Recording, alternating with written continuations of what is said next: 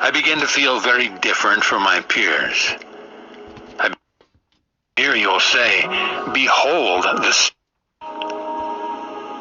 It is then through you that I come to discover all that God is. And as a man, when I walked upon your plane, I began to realize that the greatest gift that I could ever receive would only come to me as I chose to surrender every perception that I might conjure up about you, my brother or sister, that would veil the truth that is true about you always. When I was of 9 years of age, I began to awaken to exactly what I am describing to you.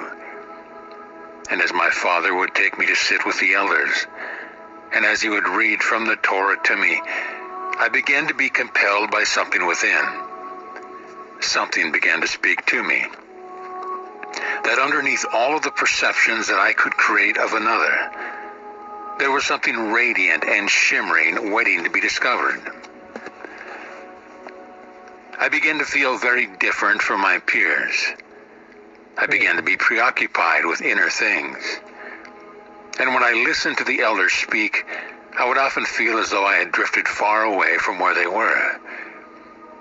And pictures would come to me, and thoughts would come to me, and feelings would come to me that I did not understand, and I hadn't assimilated into my being. But something began to compel me. How might I discover how to see only that shimmering radiance? Would it be possible for me to see my brothers and sisters as my Father sees his children? And, in truth, I discovered that the way to see with the eyes of Christ begins with the acceptance that I, as a creator, created in the image of God, indeed literally chose every experience and call it to me, that I create the veils through which I view creation. And I began to shift gears slightly. I began even to be seen as someone who was rebelling against the teachings of my Essene elders. For I began to move away from striving for God, from striving for perfection, and began to cultivate within myself the process of allowing.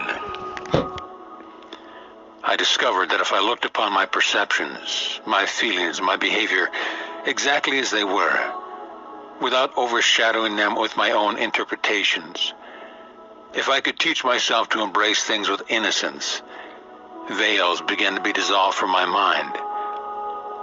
For when I was 9 years old, I had already learned to be fearful of thinking, or speaking, or acting in a way that was not in conformity to the prevailing wisdom of that time, even within the Essene community, which had already become rather rigidified. There was already much dogma, and dogma always leads to bickering.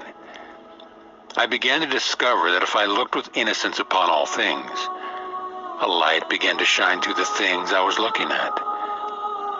And as I rested more and more in this innocence, more and more, the light would shine. And as I grew in age, I began to discover that the old teachers who spoke of the need to forgive 70 times 7 knew something quite profound that had even been lost within the tradition, the Jewish and the Essene tradition of my day.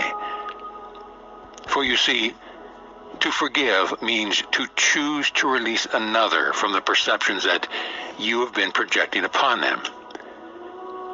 It is, therefore, an act of forgiving oneself of one's projections.